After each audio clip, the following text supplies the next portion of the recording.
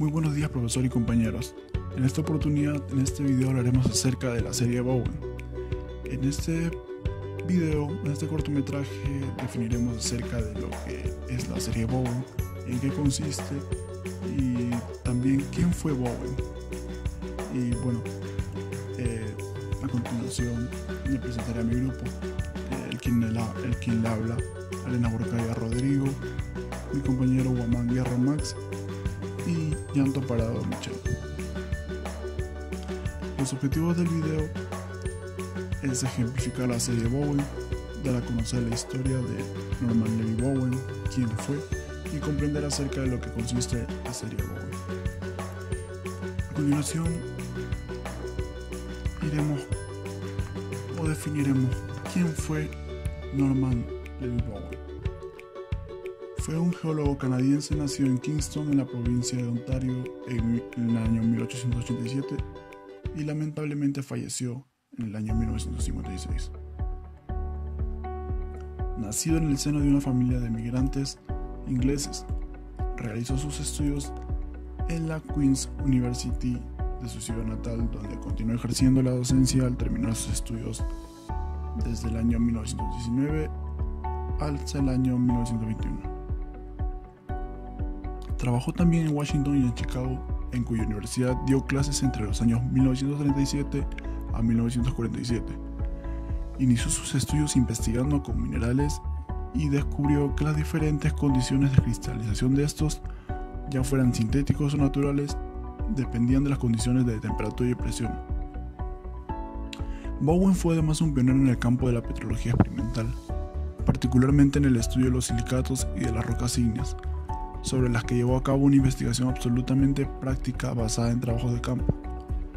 Los trabajos de este científico, cuyas conclusiones se resumen en la que fue su gran obra, sirvieron para establecer el comportamiento de estas rocas formadas a partir del magma volcánico. Bowen realizó una investigación experimental en el laboratorio de geofísica en el Instituto Carnegie de Washington desde el año 1912 hasta 1937. En 1928 publicó The Evolution of the Igneous Rocks, la evolución de las rocas ígneas. Este libro sentó las bases del uso de la geoquímica y geofísica para el estudio de rocas y minerales. Muy aparte, este libro se convirtió en el manual de petrología. En su vida personal, Bowen se casó con Mary Lemont en 1911 y tuvieron una hija a la cual llamaron Catherine. Entre los premios y distinciones que recibió Bowen, pues él recibió la medalla Penrose de la Sociedad Geológica de América en el año 1941 y fue su presidente en 1945. También fue elegido como miembro extranjero de la Royal Society en 1949. El premio Norman Levy Bowen, otorgado anualmente por la Unión Americana de Geofísica, se nombra en su memoria. También cabe resaltar que los astronautas del Apolo 17 nombraron el pequeño cráter a Bowen Apolo en su honor. Bueno, a continuación comenzaremos un poco más acerca del tema y por lo cual hablaremos de las rocas ígneas.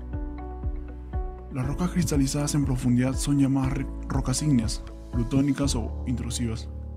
Forman intrusiones y las rocas que cristalizan en condiciones superficiales.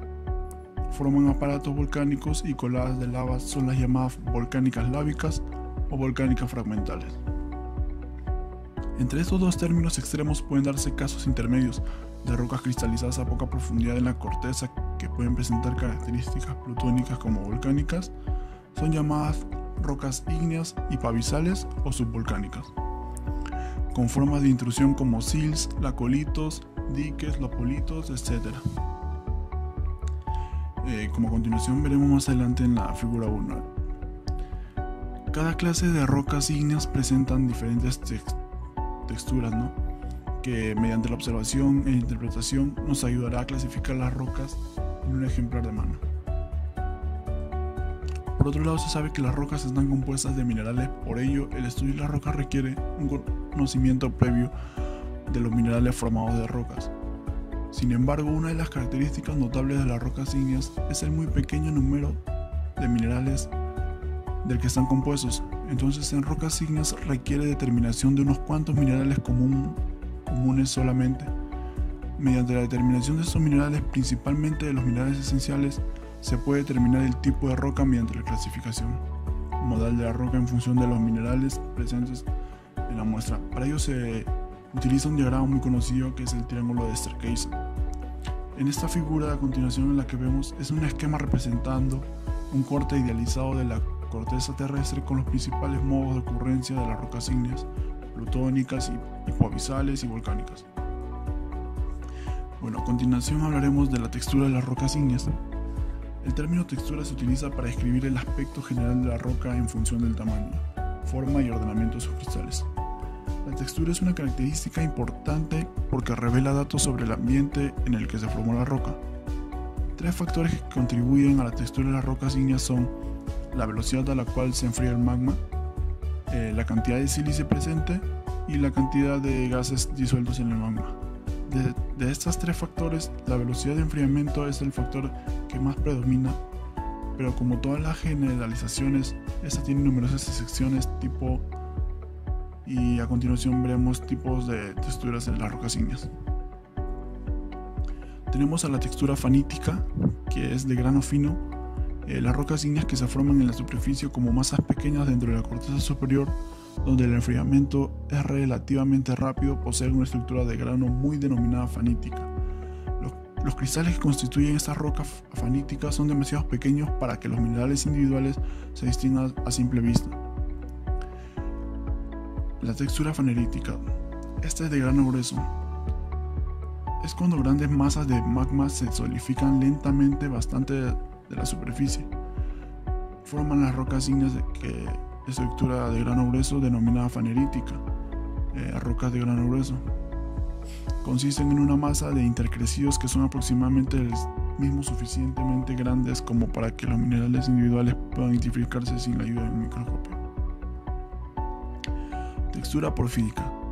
Una gran masa de magma localizada profundamente puede necesitar de decenas centenares de miles de años para solidificar, dado diferentes minerales cristalizan a temperatura así como a velocidades diferentes. Es posible que cristales se hagan bastante grandes mientras que estén empezando a formarse. Si el magma que algunos cristales grandes cambia de condiciones, ejemplo, saliendo a la superficie, la porción restante de la lava se enfriará relativamente. Textura vítrea. Durante algunas erupciones volcánicas, la roca fundida es expulsada hacia donde se enfría rápidamente. Este enfriamiento genera rocas que tienen una textura vítrea. Esta es un tipo común de vidrio natural. Este aspecto a una pieza oscura de vidrio corriente, así como la que vemos en la figura. Textura piroclástica. Algunas rocas ígneas se forman por la consolidación de fragmentos de rocas individuales que son emitidos durante erupciones volcánicas violentas. Las partículas expulsadas pueden ser cenizas muy finas, gotas fundidas o grandes bloques angulares arrancados de las paredes de la chimenea volcánica durante la erupción. Este tipo de roca también es llamada fragmental. Y finalmente la textura pegmatítica. Bajo condiciones especiales pueden formarse rocas ígneas de granos especialmente denominadas pegmatitas. Esas rocas que están cristales interconectadas, todos mayores de un diámetro, se dice que tienen una textura. Las pegmatitas se forman en las últimas etapas de la cristalización, cuando el agua y otros volátiles como el cloro, el flúor y el azufre forman un porcentaje inusual. A continuación trataremos el tema de la serie de Bowen. La serie de Bowen son principalmente un medio de categorizar los minerales de silicato ígneo más comunes por la temperatura a la cual cristalizan en la ciencia de la geología. Existen tres tipos principales de rocas, las cuales se clasifican en rocas ígneas, las sedimentarias y las metamórficas. Principalmente las rocas ígneas son formadas por el enfriamiento y solidificación del magma o lava proveniente del manto y la corteza terrestre. Este es un proceso que puede originarse por un incremento de temperatura, un decrecimiento de la presión o un cambio de composición. La solidificación puede llevarse a cabo bajo la superficie de la Tierra o bajo de esta, formando estructuras distintas de rocas. En este sentido, a lo largo de la historia, una gran cantidad de científicos intentaron explicar la manera en la que el magma cristalizaba en condiciones variantes para formar distintos tipos de rocas. Pero no fue así hasta el siglo XX, cuando el petrólogo Norman Levin-Bowen llevó a cabo una larga serie de estudios de cristalización fraccionada para poder observar el tipo de rocas que eran producidas de acuerdo con las condiciones en las que trabajaba. Asimismo, lo que observó y concluyó en este experimento rápidamente fue aceptado por la comunidad, y estas series de Bowen se convirtieron en la descripción correcta del proceso de cristalización del magma. Pero, ¿en qué consiste la serie Bowen? Tal como se mencionó antes, la serie Bowen sirven para clasificar los minerales de silicato ígneo que de mayor existencia por medio de la temperatura en la que se cristalizan. La representación gráfica de esta serie permite visualizar el orden en el cual los minerales se cristalizan, de acuerdo a esta propiedad, siendo los minerales superiores los primeros en cristalizar en un magma que se encuentra enfriando, y los inferiores son los últimos en formarse. Bowen concluyó que el proceso de cristalización se basa en 5 principios. El principio 1 dice que mientras que la masa fundida se enfría, los minerales que cristalizan se mantendrán en equilibrio termodinámico con esta. El principio número 2 dice que con el pasar del tiempo y el incremento de cristalización de minerales, la masa fundida irá cambiando su composición. El principio número 3 nos dice que los primeros cristales formados dejan de estar en equilibrio con la masa, con nueva composición, y se disuelven nuevamente para formar nuevos minerales. Es por esto que existe una gran variedad de serie de reacciones la cual se desarrolla con el pasar del enfriamiento. El principio número 4 nos dice que los minerales más comunes de rocas ígneas pueden ser categorizados en 2 series: una serie continua de reacción de los feldespatos y una serie discontinua para los minerales ferromagnésicos como el olivino, el piroxeno, la hornablenda y la biotita. Y finalmente, el principio número 5 nos dice que esta serie de reacciones supone que de un único magma, todos los tipos de rocas ígneas pueden originarse por efecto de la diferenciación magmática. A continuación, les explicaré acerca del diagrama de la serie de Bowen. La serie de Bowen en sí se representa con un diagrama en forma de lleno, con líneas horizontales interceptando varios puntos de la variable y para indicar rangos de temperatura. La primera línea, visualizando de arriba hacia abajo, representa una temperatura de 1800 grados centígrados y se manifiesta en forma de rocas ultramáficas. Esta es la primera sección, ya que no pueden formarse minerales en temperaturas mayores a estas. La segunda sección comienza a los 1100 grados centígrados, y entre esta temperatura y la de los 1800 grados centígrados es en donde se forman las rocas máficas. La tercera sección comienza a los 900 grados centígrados y termina a 600 grados centígrados. Esta última representa el punto en donde los brazos del diagrama se unen y desciende una sola línea. Entre los 600 grados centígrados y 900 grados centígrados se forman rocas intermedias. Inferior a esto se cristalizan las rocas félsicas. A continuación hablaremos acerca de las series. Comenzaremos con la serie discontinua. En el brazo izquierdo del diagrama, como podemos observar, pertenece a la serie discontinua. Este camino representa formaciones minerales que son ricas en hierro y magnesio. El primer mineral que se forma por este camino es el olivino, como podemos observar, el cual es el único mineral que establece alrededor de los 1800 grados centígrados. A esta temperatura y a partir de este momento se evidenciarán minerales formados por hierro, magnesio, silicio y oxígeno. Con el decremento de temperatura, el piroxeno se volverá estable y comenzará a aparecer el calcio en los minerales formados cuando se alcancen los 1100 grados centígrados. Cuando se alcanza un enfriamiento hasta 900 grados centígrados, aparecen los anfiboles, que finalmente este camino acaba cuando la temperatura disminuye hasta los 600 grados centígrados, donde comienzan a formarse las biotitas en forma estable. La serie continua. Esta serie se hace llamar continua porque se forma el mineral feldespato en una serie continua y gradual que comienza con una alta proporción de calcio. pero que se va caracterizando por una mayor formación de feldespatos basados en el sodio. A la temperatura de 900 grados centígrados, el sistema se equilibra, las magmas se enfrían y los iones de calcio se agotan, por lo que a partir de esa temperatura la formación de feldespatos se basa principalmente en feldespato de sodio. Esta rama culmina a 600 grados centígrados, donde la formación de feldespatos es casi de un 100%. Para las fases residuales, las cuales son las últimas en formarse y se presentan como la línea recta que desciende de las series anteriores, el mineral conocido como Caspar, feldespato potásico, aparecerá a temperaturas inferiores a los 600 grados centígrados y la moscovita se generará a temperaturas menores.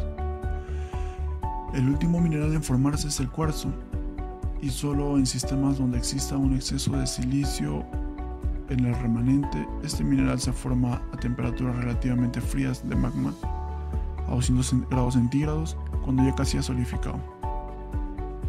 La diferenciación magmática. Ese término se refiere a la separación del magma en lotes o series, para poder separar los cristales de la masa fundida. Esto se hace para poder obtener ciertos minerales que no permanecerían intactos en la masa fundida si ésta se permitiera seguir enfriando. Como se mencionó anteriormente, los primeros minerales que se forman a 1800 grados centígrados y 1100 grados centígrados vuelven a disolverse para formar otros, así que pueden perderse para siempre si no se separan a tiempo de la mezcla fundida. A continuación hablaremos acerca de la clasificación del tipo de roca. Para determinar finalmente el nombre de la muestra se hará mediante el diagrama de Sterkheisen o QAPF, que es actualmente el diagrama más oficial en la denominación de rocas ígneas. Bueno, pues este diagrama sabemos que nos sirve para darle el nombre del tipo de roca ígnea que queremos, y este diagrama es el de Sterkheisen, como ya lo conocemos. Este diagrama nos permite, en una manera bastante fácil, la denominación de rocas plutónicas y así poder darle un nombre a la roca ígnea. Bueno, eso es todo por el video, espero que les haya gustado y gracias.